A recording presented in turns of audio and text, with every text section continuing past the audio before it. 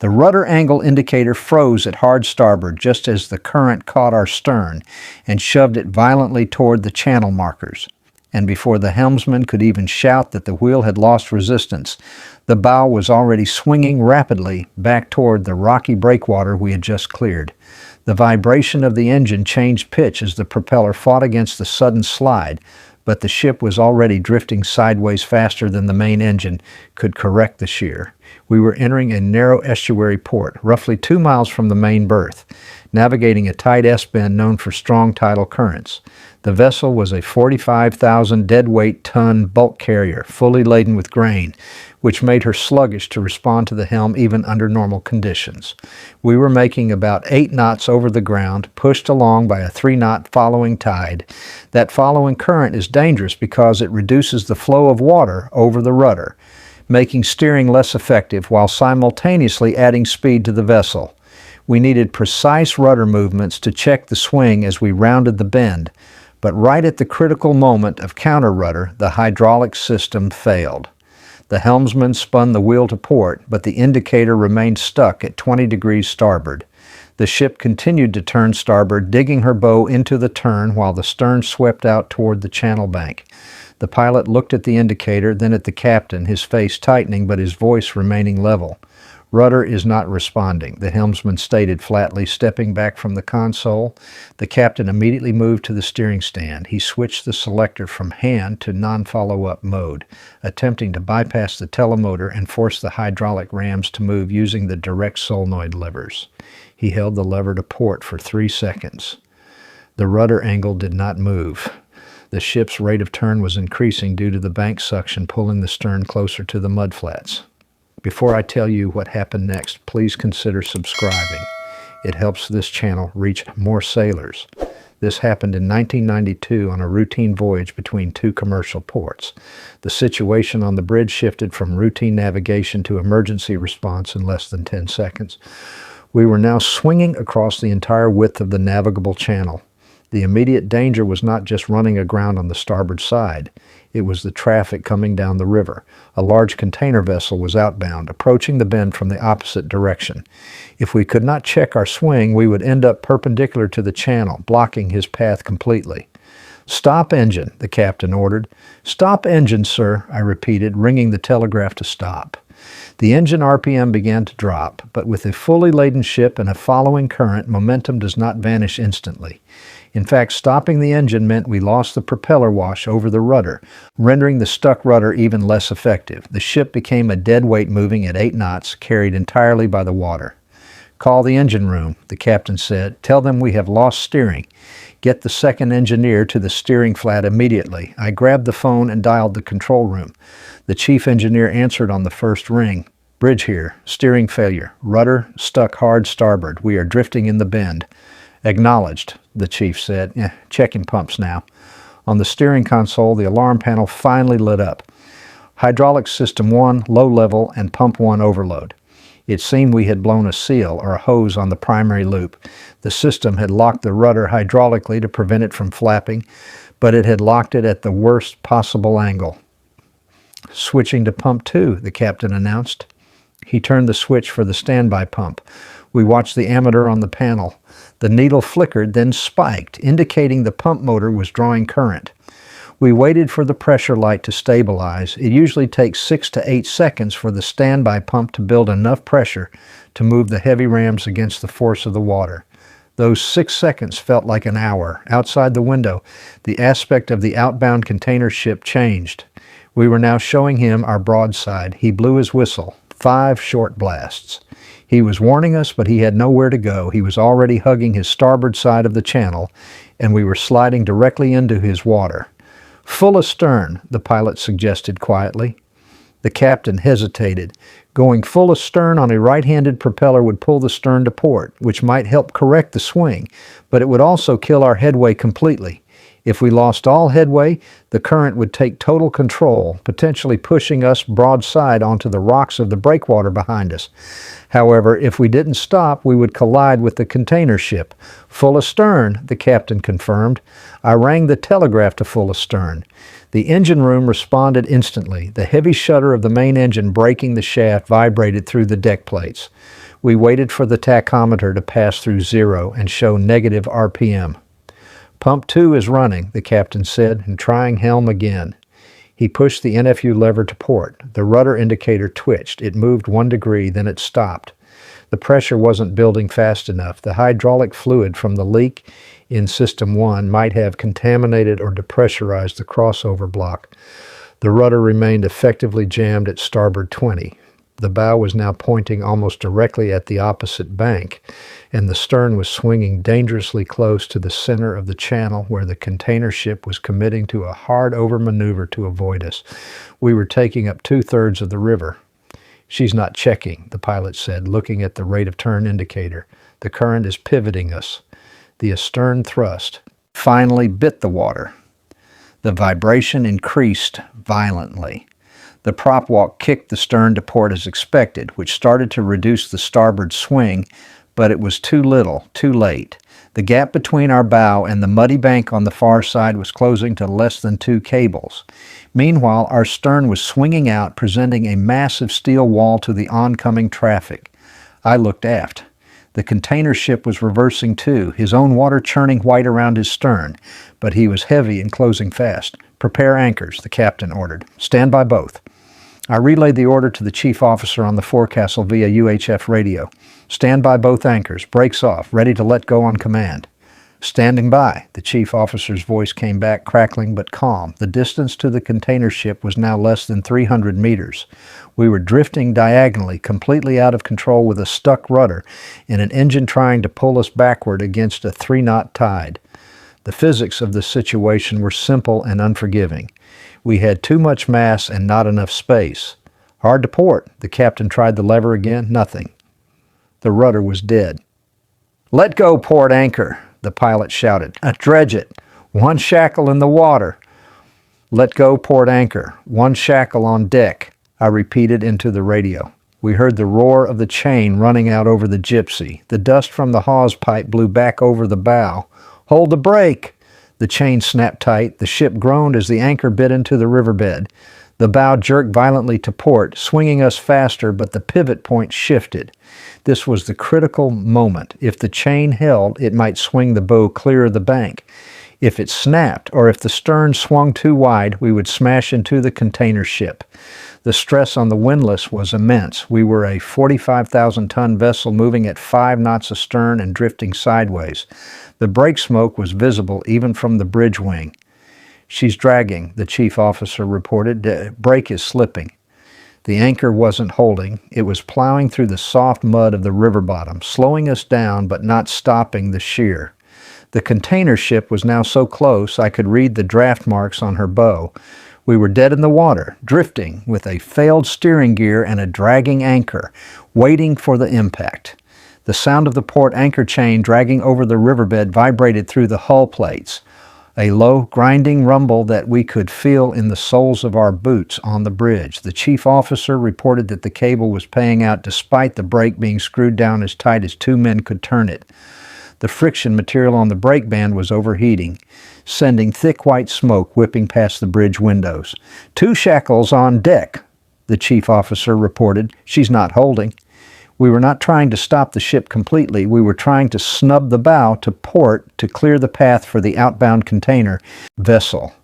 The physics of dredging an anchor at 5 knots are unforgiving. If the anchor bites suddenly on a rock or a snag, the chain will part instantly, or the windlass motor will shear off its mounting. If it doesn't bite, it's just a heavy weight slowing you down marginally. The container ship was now less than a ship's length away. I could see the officers on her bridge wing looking at us through binoculars. She had reversed her engine fully, her prop washing chaotic water up her hull, but she was a deep draft vessel in a narrow channel. She could not stop, and she could not turn further, starboard without grounding herself. "Dead slow astern," the captain ordered. "Ease the strain on the cable." He was trying to balance the forces. Too much astern power would swing our stern further into the channel and into the other ship's path due to the transverse thrust. Too little power, and we would drift onto the oncoming bow.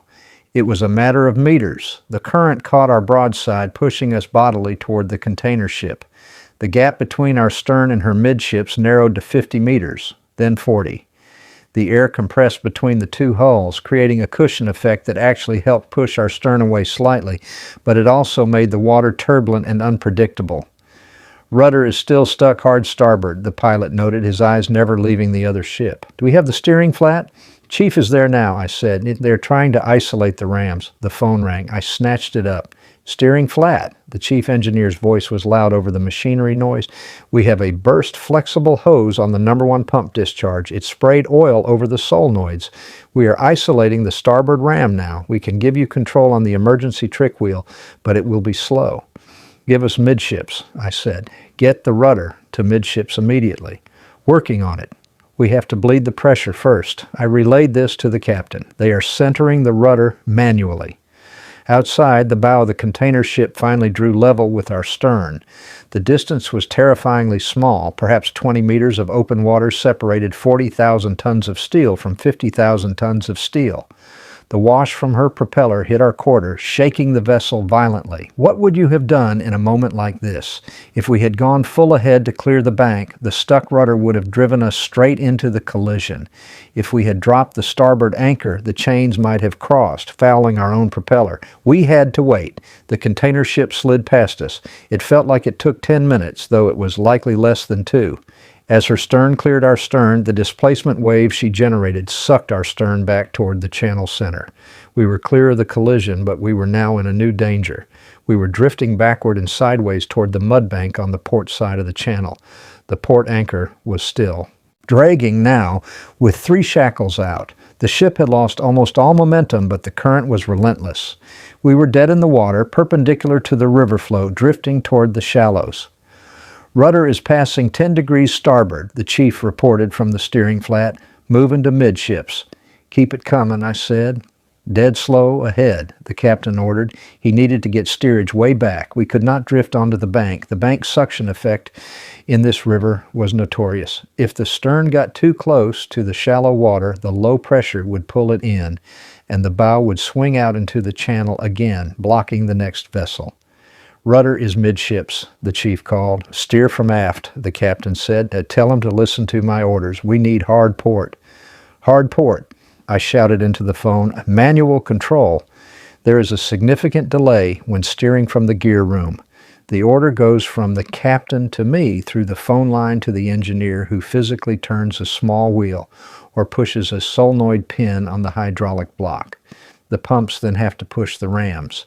It adds about 5 to 8 seconds of lag to every maneuver. Rudder's moving, 5 degrees port, 10 degrees port, the chief narrated. Half ahead, the captain ordered. Give her a kick. The engine revved up. The wash hit the rudder. Slowly, painfully slowly, the bow began to swing to port, back toward the center of the channel. The anchor chain was now leading directly abeam, tight as a piano wire. We were dragging it sideways across the river bottom. Heave in port anchor, the pilot shouted. Get it off the bottom or we'll run over it.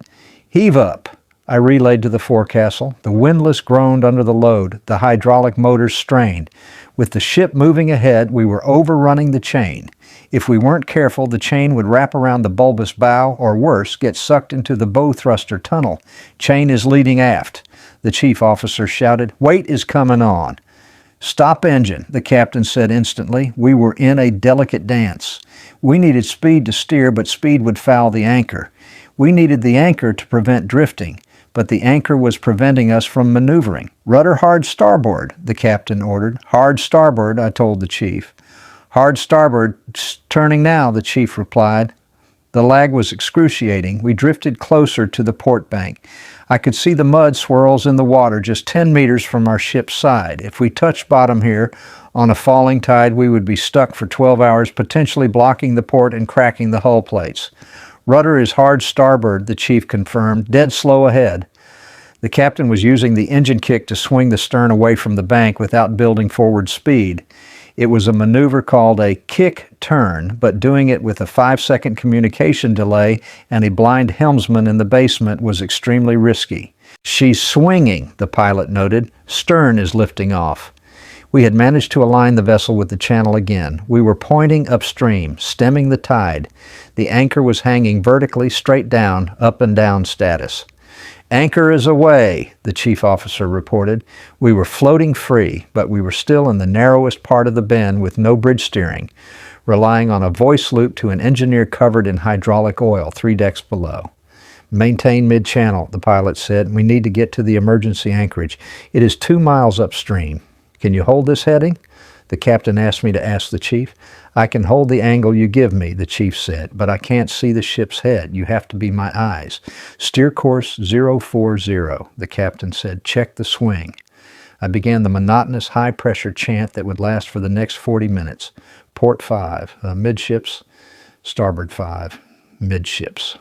I had to anticipate the ship's swing before it happened, factoring in the lag time of the engineer's reaction. We crawled up the river at 4 knots.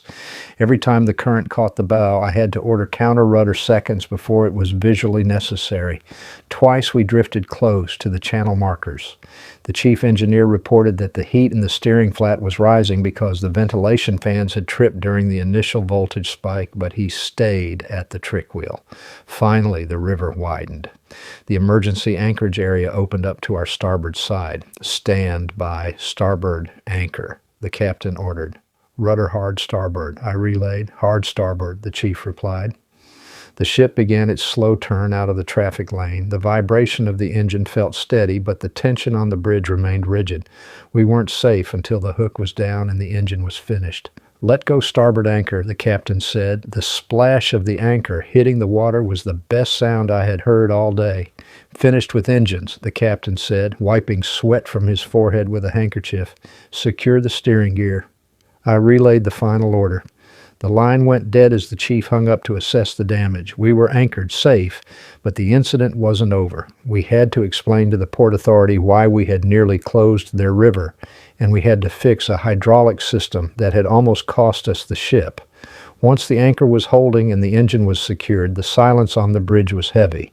The only sound was the crackle of the VHF radio. Port Control called us immediately. Their voice was sharp, demanding an explanation for the erratic maneuvers and the blockage of the main channel. "Port Control to vessel. Confirm your status. Do you require tug assistance?" The captain picked up the handset. "Vessel is anchored in emergency area. Steering gear failure. We are effecting repairs. No tugs required at this time." "Understood. Maintain position. Port state. Control will board you within the hour. Keep us updated." I went down to the steering flat to assist the chief engineer. The scene inside the gear room was a mess. Hydraulic oil covers everything. When a high-pressure line goes, it turns the deck into a skating rink. The smell of hot oil and burnt brake lining from the windlass was thick in the air. The floor plates were slick with a red sheen of hydraulic fluid. The chief and the second engineer were already working. They had isolated the number 1 pump system, closing the suction and discharge valves to stop the remaining oil from draining out of the header tank. The failure point was obvious now. A flexible high-pressure hose connecting the pump discharge to the solenoid block had burst near the metal crimp. It had sprayed oil directly over the electrical junction boxes, which explained the initial alarms and the pump trip. "Get the spare," the chief said, pointing to the storeroom. "The long one with the 90-degree flange." I fetched the spare hose. This is the reality of maritime incidents. After the adrenaline of the near collision, it comes down to spanners, rags, and manual labor. We spent the next 40 minutes wrestling with the fittings. The burst hose was hot and slippery. We had to be careful not to strip the threads on the manifold block. While we worked, the third engineer started the cleanup. He used sawdust and rags to soak up the oil on the deck. Safety was the priority now. A fire in the steering flat would be catastrophic, and with oil coating the hot electric motors, the risk was non-zero. "Hose is on," the second engineer reported, tightening the final bolt. Now came the slow part, refilling and bleeding the system. We had lost about 200 liters of hydraulic oil. We had to hand pump fresh oil from drums into the expansion tank. It was slow, physical work. Once the level was restored, we opened the valves and started the pump in local mode. The pump whined, a high-pitched sound indicating air in the lines. "Crack the bleed screw," the chief ordered. We opened the air release valves on the top of the rams. Air hissed out, spitting frothy oil into the drip trays. We had to cycle the rudder back and forth using the trick wheel to work the air bubbles out of the cylinders. If you don't get all the air out, the rudder acts like a spring. It becomes spongy and won't hold a precise angle. "Port 10, the chief said, working the lever. The rams moved, but they jumped slightly. Still air in the system. We spent another 20 minutes cycling the gear. Hard port, hard starboard, midships. Finally, the movement of the rams became smooth and silent. The pressure gauges held steady at the operating rating. "Bridge, steering flat," the chief called on the phone. "System number 1 is operational. System 2 is standby, ready for test from the bridge." I went back up to the bridge. The captain and the pilot were drinking coffee, watching the radar. The traffic on the river had continued, giving us a wide berth. "Try the wheel," the captain said. I switched the selector back to hand. I turned the wheel 10 degrees to starboard. The rudder angle indicator followed smoothly. I tried 20 degrees. It responded instantly. The delay was gone. "Steering is restored," I confirmed. The Port State Control Inspector arrived by launch 30 minutes later. He was a former master, efficient and serious. He went straight to the steering flat, inspected the new hose, checked the oil level, and looked at the cleanup. He asked for the maintenance log. We showed him that the hose was within its service life, but he noted the failure in his report. Because we had cleared the channel and fixed the problem quickly, they allowed us to proceed. We didn't need a tow.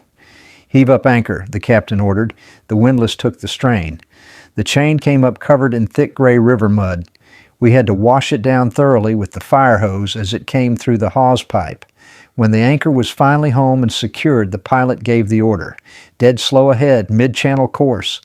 The engine kicked in. I steered the vessel manually for the next hour, feeling the weight of the wheel, checking for any sluggishness. There was none. We berthed 2 hours late, but we berthed safely. The investigation that followed was standard but revealing. The company technical superintendent flew out to meet the ship at the next port. They sent the burst hose to a lab for analysis. The report found that the hose had failed due to internal fatigue near the crimp fitting. Externally, the rubber looked fine. No cracks, no weathering, but inside, the steel braiding had frayed due to high-frequency vibration from the pump. It was a hidden failure. The hose was 3 years old, well within the manufacturer's 5-year replacement schedule, but the specific vibration harmonics of that pump bracket had accelerated the wear. After this incident, the company changed its maintenance procedures. They didn't just change the interval, they mandated that all hydraulic hoses in the steering flat be fitted with protective sleeves and clamped to prevent vibration resonance. We also added a monthly check where we would run the pumps and physically touch the hoses safely to feel for unusual vibration patterns. I learned something important about river navigation that day. It wasn't just about the mechanics of the steering gear, it was about the margin of error. In open water, a 10-minute repair is an inconvenience. In a narrow channel with a following current, a 10-second delay is a potential disaster. The decision to dredge the anchor rather than dropping it fully saved us. If we had dropped it and tried to stop, the chain likely would have parted, or the stern would have swung uncontrolled into the traffic. By dragging it, we maintained just enough control to keep the ship aligned while slowing the drift. It was a piece of seamanship that relied on understanding the forces, not fighting them. We were lucky the hose burst when it did. If it had burst 5 minutes later, during the final approach to the berth where tugs were waiting but space was tight, we might have taken out the pier. That is how it goes at sea. You rely on the machinery, but you trust the training. The machinery can quit, but the crew cannot. If you have handled a steering failure in tight quarters, I would be interested to hear how it played out.